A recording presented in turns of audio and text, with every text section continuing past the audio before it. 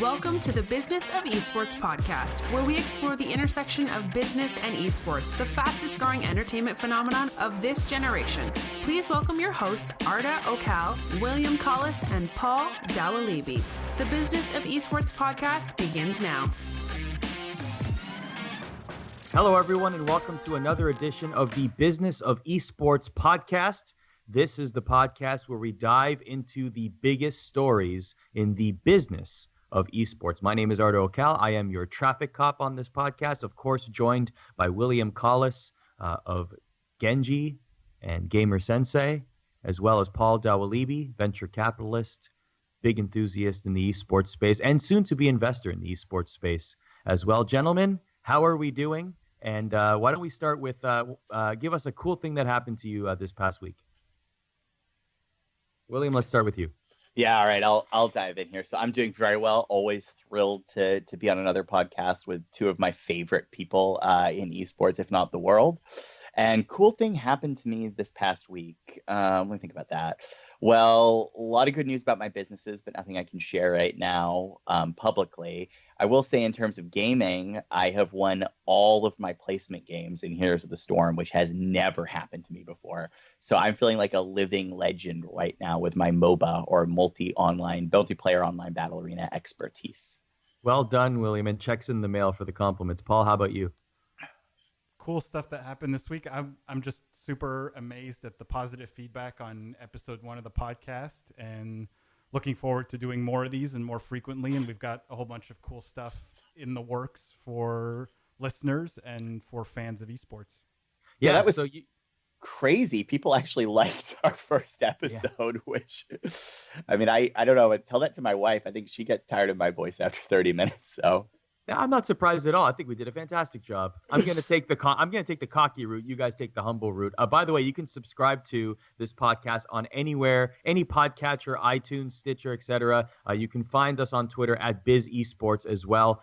So make sure to check out. There's a blog as well. Paul's doing a great job of posting up on the blog and also on Twitter. So find us there, but also subscribe to this podcast and rate, review, and subscribe whenever you leave us a 5-star rating and a review, particularly on iTunes. Or Apple Podcasts, I should say. It helps that backstage algorithm find so that other people can find our podcast. So we really appreciate you doing that. Let's dive right into it, though. We got a lot of news to hit up. Let's start with Microsoft. So they have acquired inXile and Obsidian Entertainment for over $2 billion. And they've been on an acquiring spree lately with almost 13 studios moving under the Microsoft banner. So let's start with this conversation. This is a very interesting move by Microsoft. It's not necessarily esports related, but it could become esports related. This is definitely big business in the gaming world. William, let's start with you. Why should people be paying attention to this story? Yeah, I mean, I think it's really interesting because this sort of is cementing Microsoft's move into owning video game production houses. So I think it's now the 13th sort of production house that Microsoft has acquired. And I think there were 2 other acquisitions they made even earlier this year. So it's interesting, and it shows Microsoft is cementing a strategy of own content as a key differentiator for presumably Xbox, but also potentially, Windows or Windows-related projects. So it's significant from just an abstract video game industry perspective in that regard.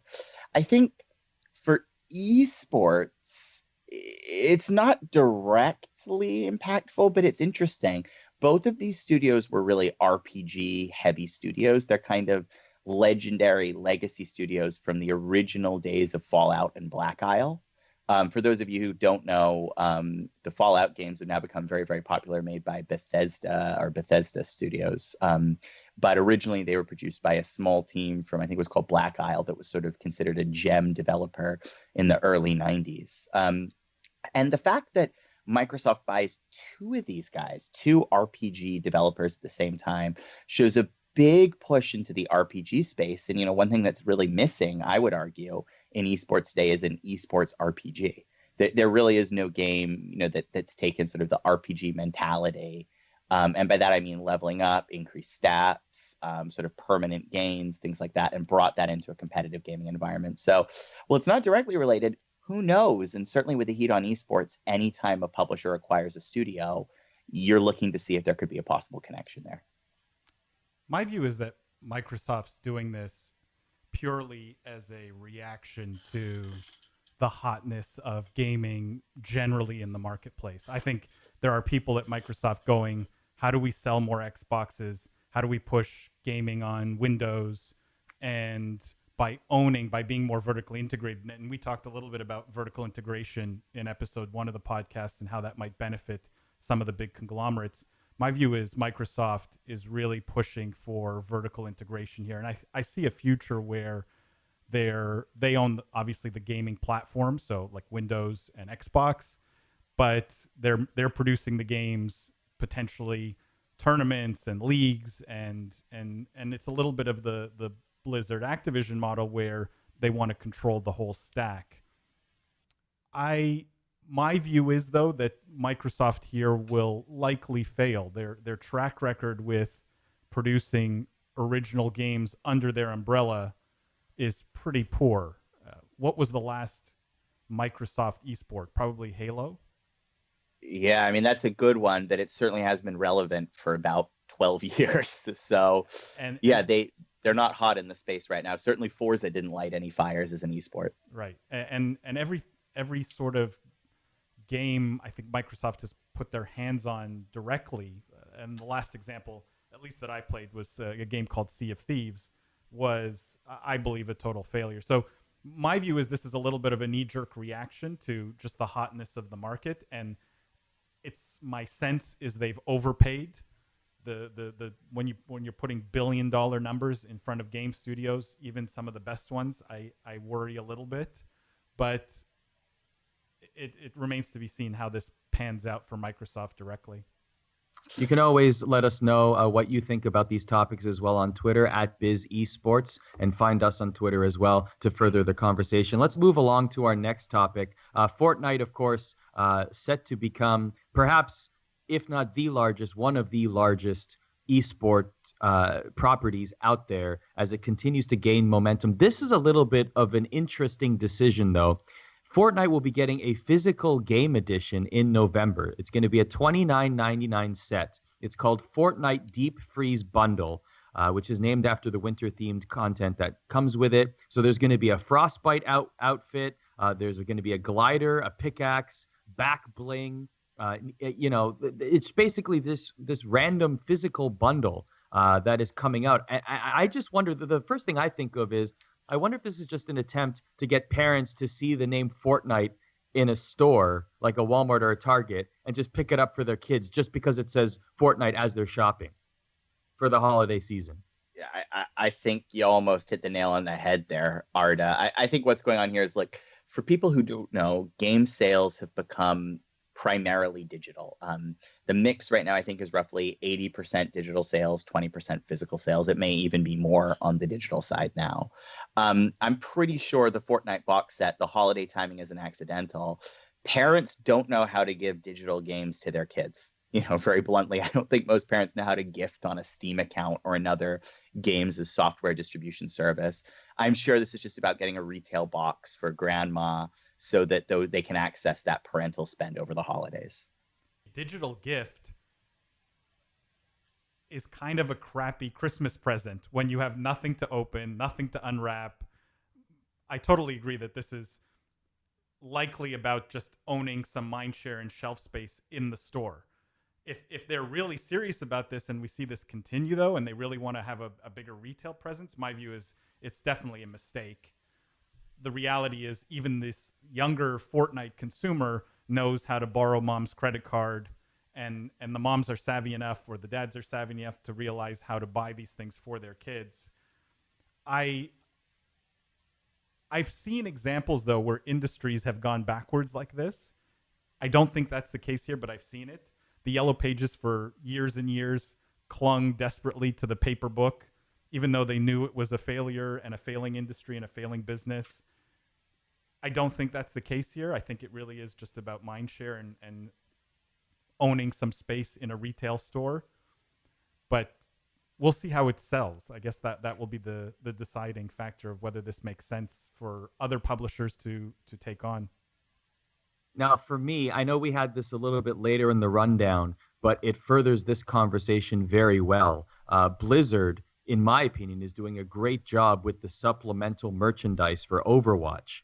In particular, the box of cereal, Lucio O's, which was introduced at BlizzCon, but now in partnership with Kellogg's will be available in stores at the beginning of December. We don't know how widespread of a release this is, but to me, this is the sort of shelf space, going back to it, Paul, we'll keep with you here, that to me is a great way to further integrate into the minds of the gamers, these kind of cool integrations, but also just get people to keep playing the game without actually buying them the game because they're buying them digitally anyway.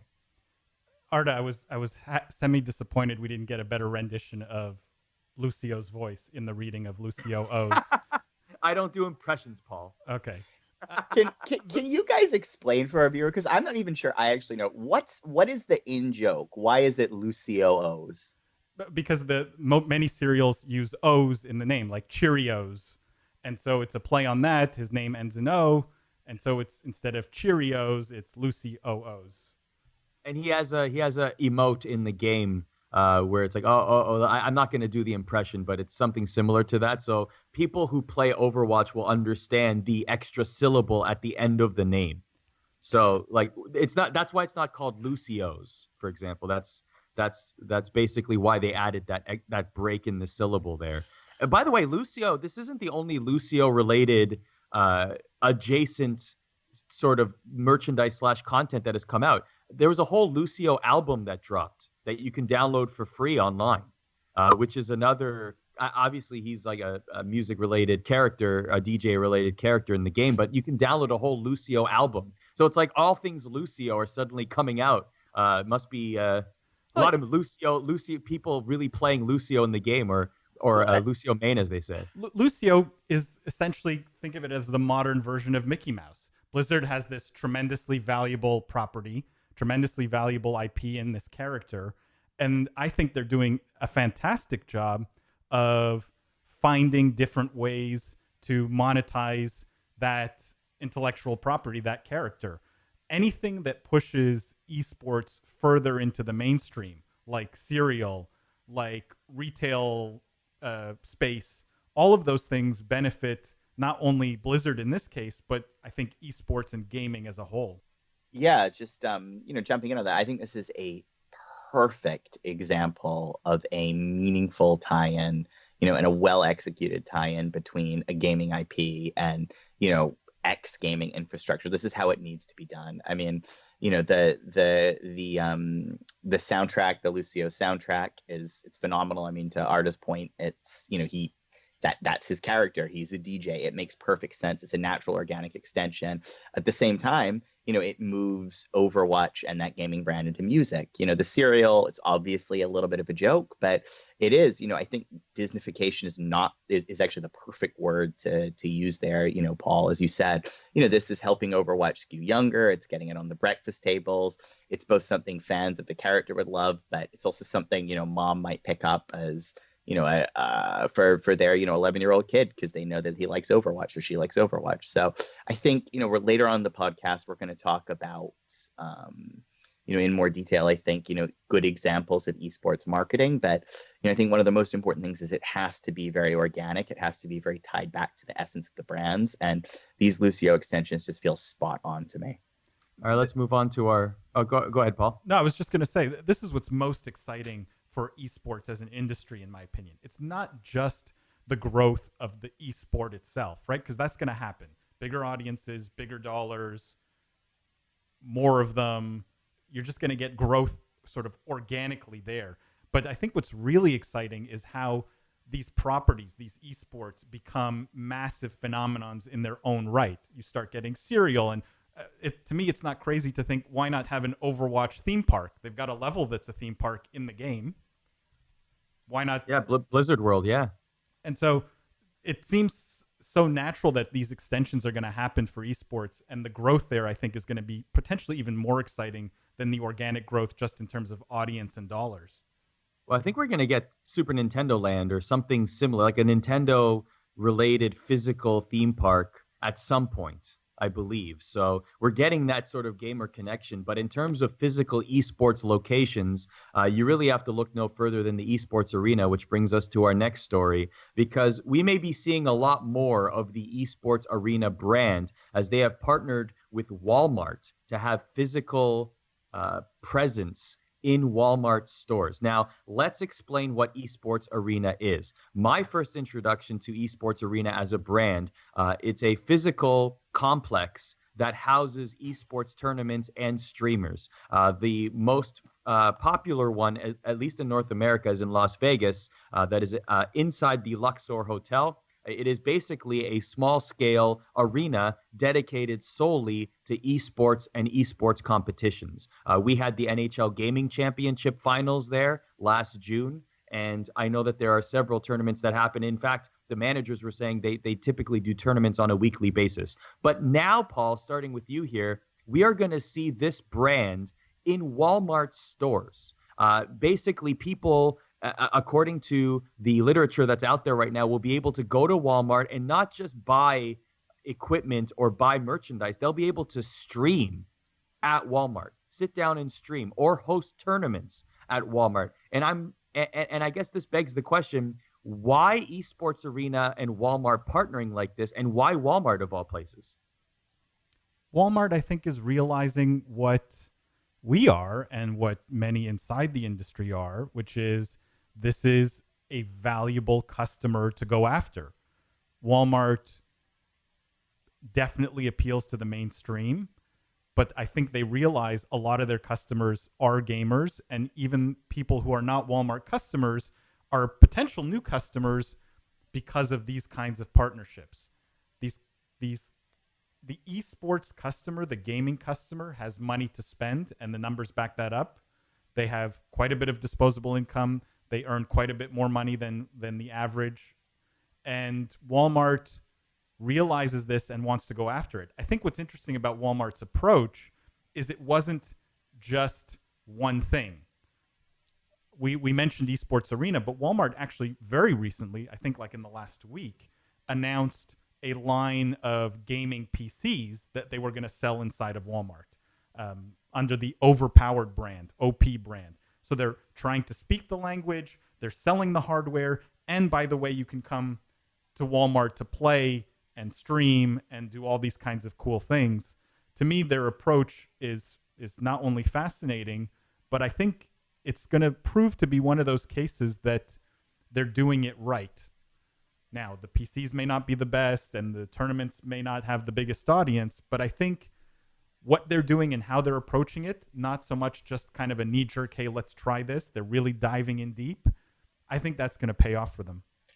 Yeah, I think two things about this. I think one is just like as an industry level takeaway, if you're somebody who's into business, active in business and you're curious about esports, I mean, if Walmart diving in with a sustained commitment like this, not just to carry products, but to actually dedicate space to esports events and streaming, I mean, if that doesn't get your attention and say your business needs to seriously consider some access or some involvement point in esports, I mean, I don't know what will, because if you told me at the beginning of this year, what's a business that is, light years away from esports, I would have named Walmart. There was no obvious direct connectivity between, an old-fashioned discount retailer and online digital gaming in January of this year. But Walmart saw the demographics, saw the potential, and to Paul's point, has found a way. And actually, I think a relatively clever and effective multi-pronged way of entering esports and building that into the core business. So, I mean, this should be like an alarm going off. If you're not already looking at esports seriously in your business, you need to be now. But I also think, I'll raise one downside for this. I have real executional concerns here, and I'll just be blunt. Walmart is not the cleanest, most well-organized place to shop. I know that part of that is strategic, that Walmart actually likes its stores to be a little bit messy to create sort of a discount and a value vibe. But as they're setting up an esports arena and esports arena locations, there's a question of, well, can they actually maintain and keep these clean and operational in a way that gamers are going to want to sit down and touch a strange keyboard or a strange mouse? So I do have some executional operation concerns with this, but if they pull it off and it's Walmart, they're a smart company. If they can pull it off, this could be very, very big, and it will not be the first we hear of a major consumer retailer moving into the space. I would expect to see something from Target in Q1 or Q2 of next year to respond. Paul, before you weigh in on this, I just want to add some information to this story just so people have context. So it's going to start in 5 locations. We know 3 of them right now: Roseville, California; Colorado Springs, Colorado; and Spokane, Washington. That's only 5 of about 3,500 Walmart stores in America. But all of these esports arena locations in Walmart will be connected with each other. So although at one location there might be only 25 gaming stations, they're going to be interconnected. So you could have tournaments simultaneously happening at different locations with players playing other players in separate locations. So there definitely is a tournament component to this as it rolls out. I was just going to say, do you think Walmart would have done this before owning Jet.com? Do you think a big part of the impetus here is having smart, younger, fresh blood in the business who understand online and gaming and some of these other phenomenon that pushed Walmart to do this? Or do you think it came sort of organically from inside Walmart? You know, we can speculate, but let's put it this way: the Jet.com folks can't have hurt. You know, certainly, if nothing else, Jet.com gives a way for Walmart to monetize physical products digitally. And esports today and esports activations are some of the cheapest and best and most effective, marketing dollars you can use to drive digital traffic. So at a minimum, there's that synergy. But personally, Paul, I agree with you. I suspect they got younger, more savvy blood into the company that saw this opportunity, saw that traditional retailers had yet to make a big play into the space, identified a credible endemic partner with Esports Arena, and orchestrated a big push to make it successful. It's tough for me to believe that the old Wally Mart folks are the ones who were behind this push. I mean, I don't want to bash them. I know there's some great business people there, but this definitely feels younger and hipper for the Walmart brand. The other curiosity I have is how they will integrate this with their snack business, because I believe it is one of the biggest revenue generators inside of a Walmart. How great would it be if you could sit down and it's almost like the South Korean sort of internet cafes where you get a meal or you get snacks while you're playing. Oh, yeah. I hadn't actually thought about that, Paul. But you're right. That's a huge ancillary revenue driver here, because if you're spending, you don't sit down and play a game for 5 minutes. If you're using these Walmart locations like gaming cafes, you'd be there for an hour, 2 hours. You'd want to play a few games. Snacks are internationally in the Korean PC bonds in particular. I think they're like 40% of the net profit the cafes make. So yeah, this is a great way if they can set this up. And obviously I haven't seen floor plans or layouts for this. Who knows where this is in the store? I do think there's a problem. I suspect it's going to be located in electronics, which in my understanding in most Walmart layouts is the mirror opposite of the snack section. They put snack section as impulse in the beginning when you walk in. But if there's a way they can connect those two, that's a bigger opportunity to make the space a little bit more productive and the square footage a little bit more higher revenue driving. I do wonder what kind of tournaments this arrangement will attract, and what is the biggest esports tournament on the calendar that we will see migrate to Walmart locations. Yeah, or has it yet to be discovered? Look, if Walmart created? Puts up sponsorship dollars, I don't see why many tournaments would decide to go there. My view is Walmart could easily buy their way into this industry in a big way. Yeah. I suspect this is more consumer casual driven, at least as a starting point. I don't think we're going to see the Overwatch League finals in a Walmart store. It would be brilliant. That would be brilliant. It would, talk about expect the unexpected. But, to Paul's point, who knows? I would never have seen this Esports Arena Walmart partnership coming in January. And certainly Walmart has the muscle and the geographic footprint to execute a lot of interesting things. I do suspect that it's the geographic reach and the possibility to move publishers to simultaneously orchestrated events across 35,000 US locations that's the real appeal here, not hosting a 15,000 person major. I suspect it is the direct fan engagement in a physical location that would draw most publishers to this, but who knows? In some way, that's greater value, though, for the publishers, being able to access the customer that directly and that intimately. Oh yeah, it's they don't really have good ways of doing it today. I mean, just look at the fireside tournaments in Hearthstone. I mean, they're sort of located at random restaurants people pick throughout America. I'm sure Blizzard, and this is just one example, would love a consolidated partner to host all those events where they can have quality control, customized, standardized experience, all of that stuff. Or maybe for something like Overwatch Contenders, right, where you could have almost regional leagues that allow people to graduate. I think one of the big complaints is the sort of the second tier system in Overwatch is not that good, and Blizzard is abandoning it a little bit. It's a totally different topic, but I could see some of those leagues or some of those players potentially going to something like a Walmart if Walmart decided to go that route. I would just love to see a situation where you're having a tournament and you have so many people watching that it spills into like the men's section. And so I'm like just standing beside like Levi's jeans and I'm looking at like some clothes while I see a tournament final happening. But just, I mean, we should stay with that image for a second, because again, I just want to go back to the alarm went off, the bell has sounded. I mean, esports is here, guys. I mean, the fantasy Arda just described, to some extent, it's already guaranteed to happen in Walmart stores right now. You're going to see plenty of parents, wandering by, seeing a bunch of kids gaming, with their underwear and their children's toys and looking in and experiencing competitive gaming for the first time. The infiltration is real. I think when I saw this story, the comment I made online was, this is the canary in the coal mine.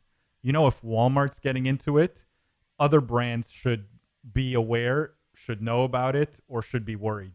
The fact that if Walmart gets there before you, I'd be worried as a brand. Well, you can also make the case for that exact argument with the next brand that we want to talk about as we get into our larger topic here about advertising in esports. Miller Lite has decided to get into the esports space. They spelt it esports with a capital S, which is always a red flag in a press release.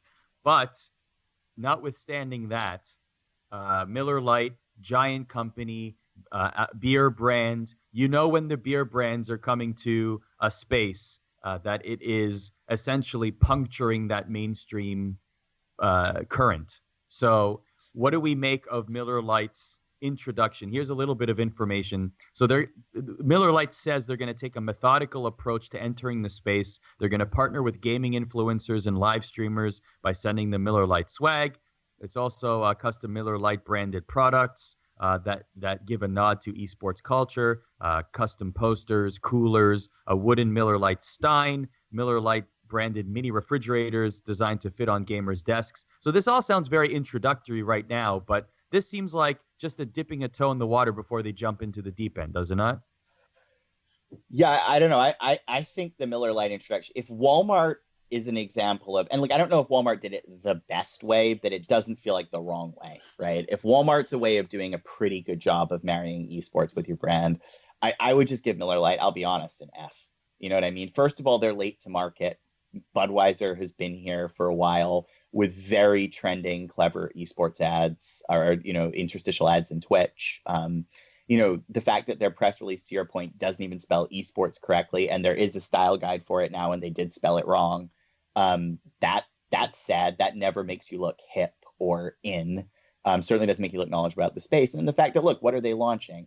Posters, some basic influencer marketing. I mean, a fridge for your desk to keep beer in. I mean, it doesn't really speak to me. It seems like the obvious things to do, and the executions don't feel like somebody who recognizes gamer culture. I mean, I don't know a single gamer whose pain point is, oh my God, I don't have a mini fridge that fits on my desk to have a beer in. Like, that's not how you game. You have believe me, you have your gaming area pristine, and you have a real fridge where you can keep your beer and other beverages. I mean, if Miller Lite wants to send me a mini fridge, I'm not going to say no, but that's neither here nor there. Like, I mean, I don't want to be too negative in the sense, like, good for these guys. They're getting into the space. They've seen the demographic. They've made an approach. They have, I mean, like, you can't fault them for at least trying to step into the ring, but you also would hope that for a brand that's marketing, that's marketing driven, and let's be honest, most beer brands are marketing driven today, you would hope for a little hipper, a little bit more of a savvier entrance into the space. The beer companies know sports, though, right? That I wouldn't count any beer company out right off the bat. just because of one misstep, in the sense that the beer companies understand how to do sports advertising. They've been doing it probably longer than just about anybody else. My sense is Miller Lite will get it right eventually. Maybe not in the beginning, but eventually. And I think the bigger takeaway from this is not so much the execution just on this, but really the recognition that gamers as a consumer, as a target market for brands, are not just little 12-year-old kids. It's so much bigger than that. And the fact that the beer companies want to be there in a big way means to me that they recognize that there are consumers in their 20s and 30s with money to spend who are beer drinkers. And I think that's what's interesting from this particularly.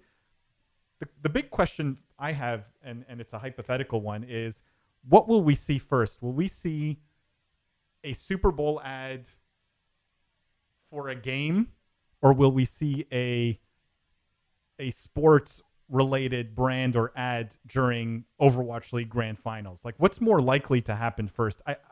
I'm seeing more and more of this sports advertiser esports crossover, as if they're all trying to benefit from each other. I wouldn't be surprised if Fortnite had an ad during the Super Bowl, because they already have the NFL partnership. Right? You can wear the jerseys, guys. right? I think actually Overwatch had a Super Bowl ad, and I just Googled it quickly in Feb, because I seem to remember something in February 2017. I think they ran some spot. Maybe I'm wrong. I don't know. But I wouldn't be surprised moving forward, Fortnite essentially having this partnership with the NFL, that they have some sort of deep integration with the league. The thing worth having, I think, a discussion over, though, is will Miller Lite or any of these other brands that are doing so much sports advertising, will that experience help them or hurt them on the esports side? Right? Does it put you in a mindset that you're just in the wrong place and you're going to make mistakes because you're so used to doing sports advertising? Or is there knowledge there that transfers really well? I mean, I have to believe that it helps you. First of all, you're marketing in some sense to your point, the same demographic, right? It's not like all of a sudden they're trying to market Miller Lite to 65-year-old women. They're still marketing to the same, 18 to 35-year-old core demographic that's driven that beer. It's just the interests of that demographic have shifted. And as a result, the marketers at the beer companies are adjusting their language to stay relevant to the consumer. So, I would think that the core experience of marketing to the young adult male demographic for these beer guys remains strong, relevant, and an advantage. Have they quite figured out the tools in the toolbox to do it? Clearly, this Miller Lite announcement shows me they're still testing the waters. It's a little milquetoast, but that doesn't mean they can't get there. And I would say, given the strength of some of the great beer commercials of the past, it's only a matter of time before we have our great esports beer commercial. And I wonder if that's just it. If Miller Lite keeps striking out for the first few months, but then hits a home run with one esports related advertisement, at the end of the day, they're a giant brand throwing tons of money, and esports, of course, is going to say, yes, we will gladly, I don't think we're in a position. This is any industry, right? When there's money, there's going to be action. And Miller Lite just needs to hit one home run. They haven't done it yet. But, Paul, don't you think that it's just going to take that one clever ad for them to get over the hill? Yeah, and I think they will get there. I think we will see a very clever esports beer ad in the future. My view is that they likely lack some of the gamer-specific expertise in-house, because it is an audience and you need to speak that audience's language. And if it's not authentic, we made fun of them misspelling esports. That's the kind of small misstep that can go a long way towards turning off a consumer. Yeah. And so I think it's really just about having the right expertise in-house, because they are really good at producing the kind of viral ads that beer companies are notorious for. And so I think it is a matter of time. William, let me throw this at you as well. Another company that has decided to up their esports investment or advertising spend is McDonald's. In fact, they've decided to move away from renewing a partnership with the German Football Association in order to work more with the ESL in 2019. So they've directly said, we will take dollars away from traditional sports like soccer, and we're going to put it into esports. And I'm wondering, at what point will we see these kind of decisions made in North America? Is that on the horizon, or do we have a long way to go? I mean, I don't know about substitution away from traditional sports as we're seeing in McDonald's case, because look, sports still command a really big audience. Last time I checked, the NBA finals viewership was relatively constant. The Major League Baseball finals viewership was increasing. So I don't necessarily think it needs to be a substitution away from traditional sports to esports. But look, the viewership numbers are there. More people watch the League of Legends finals than any other sporting event except for the World Cup and the Super Bowl. It just makes sense to have it in the marketing mix. And I think the fact that McDonald's is, shifting from soccer into esports is probably more of a reflection of this soccer advertising underperforming in the long term and esports being a potential to overperform going forward. I think McDonald's has a tremendous opportunity like Walmart in that they have a physical retail presence, which they can use to drive all kinds of interesting things, right? I can see a world where a kid buys a Happy Meal and gets either an actual toy that's a Fortnite toy, or even like in-game skins for Fortnite. I think the skins is more likely. It's like everything that we were the collecting generation, and the generation now is one that they just collect things online, not tangible goods anymore. Yeah, I mean, it's going to happen. I mean, in fact, think about, okay, so what's the cost to McDonald's of putting a toy in a Happy Meal? It's probably an additional 35, 40 cents of total cost. I'm just guessing here that goes to their bottom line. What's the cost of printing a code for an Overwatch, skin redemption? 3 cents, 4 cents. What's going to be more meaningful to a kid in today's, generation? A hunk of plastic or an ultra cool Ronald McDonald skin, that's kind of a meme joke for Genji. I mean, it makes sense to me that it's just such a natural marriage. Not only would it drive consumers very effectively, I mean, I know gamers will do crazy things for exclusive skins and unique cosmetics. You only need to look at the pricing, the ridiculous $500,000, $5,000 plus pricing that rare skins, mounts, and other cosmetics go for across a variety of esports titles. There's no doubt in my mind that marriage is going to happen. I would even guess, if not McDonald's, you see some quick service restaurants, some QSR making a partnership for some digital goods redemption in 2019, because it's just such a natural marriage between giveaway, cross promotion, and low cost. My CSGO inventory is worth tens and tens of thousands of dollars these days. So I can't wait to collect McDonald's exclusive skins. Hashtag humble brag.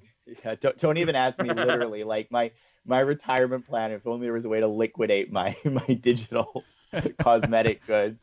It's like I have this joke, with my wife. I think I own more skins in CS:GO than I do shirts in my closet. I mean, and I don't think. I mean, that is easily the case. So. Yeah. Oh, that's great with the closet space. If you were playing long, if you've been playing long enough, it turns out to be one of the better investments, call it, of the last decade. Oh yeah, 100%.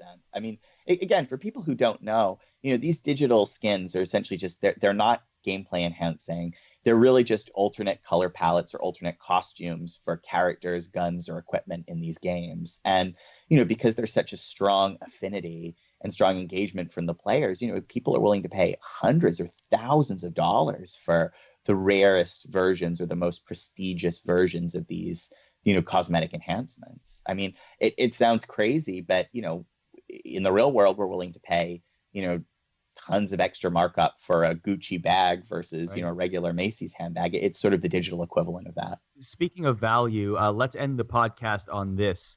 In terms of where we are with esports advertising, the dollar spend versus the return received, where do you think we are in that advertising ecosystem with esports as a whole right now, Paul? We are at the peak arbitrage opportunity from that standpoint, in my opinion, which means the dollar you spend today advertising in esports is going to be worth far more than spending that dollar 2 years from now. And that's typically how most advertising channels mature and work, right? If you were the first guy buying keywords on Facebook or AdWords on Google, you were paying pennies. You were paying almost nothing. Today, those are pretty costly eyeballs to be buying. And I think esports, we're at this very early stage where buying eyeballs in esports is massively underpriced relative to how valuable those eyeballs are. I couldn't agree more. I mean, it's just esports, for the reach you get and for the power and affinity that people feel for these games and these sports. You just, as a business, you are crazy not to have it in your marketing mix. If there is a somewhat credible way for you to affiliate your brand or product with esports, you should look at it. You should at least test it. You'll be amazed by the performance. And again, just Walmart, to quote Paul, that canary in the coal mine, if they can find a way to start to get that halo, challenge yourself. If you're listening to this, you can find a way for your business to have a connection, to have a tether to esports, and to test what an esports demographic or marketing play can do for you, because it is very effective, very broad reaching. It's prime demographics, and it is still cheap today, but it's not going to be cheap for long. And I would even go out on a limb, William, and say that I'd rather see brands spend money in esports, try things, and fall flat on their face than to be sitting on the sidelines doing nothing at all right now. To me, there's more value in participating than just sitting there waiting for this thing to really be mature. 100%. Esports is hard to figure out. Most brands that execute advertising in the space will get it wrong to begin with. Guess what? That's organizational experience and expertise. You're building the knowledge you need to be effective marketers, in next year, the year after that. The sooner brands get in, even if they don't get in on quite the right terms or quite the right way today, at least they're in the space, learning the mix, familiarizing themselves with the culture and how to engage the audience. So they'll be more effective marketers for what is going to be a key communication channel going forward. So lots we talked about here on the second episode of the Business of Esports podcast. You can find us on Twitter at BizEsports and online, thebusinessofesports.com. Thank you very much for listening, and please rate, review, and subscribe on Apple Podcasts or wherever you get your podcasts. When you leave a 5-star rating and a review, it helps that Backstage algorithm push our podcast forward so other business esports enthusiasts can find it. For Paul Dawalibi and William Collis, my name is Ardo Cal. Thank you for listening. We'll catch you next time. Thanks for listening to the Business of Esports podcast. Check us out at thebusinessofesports.com and on Twitter at BizEsports. Have some Lucy O-O's!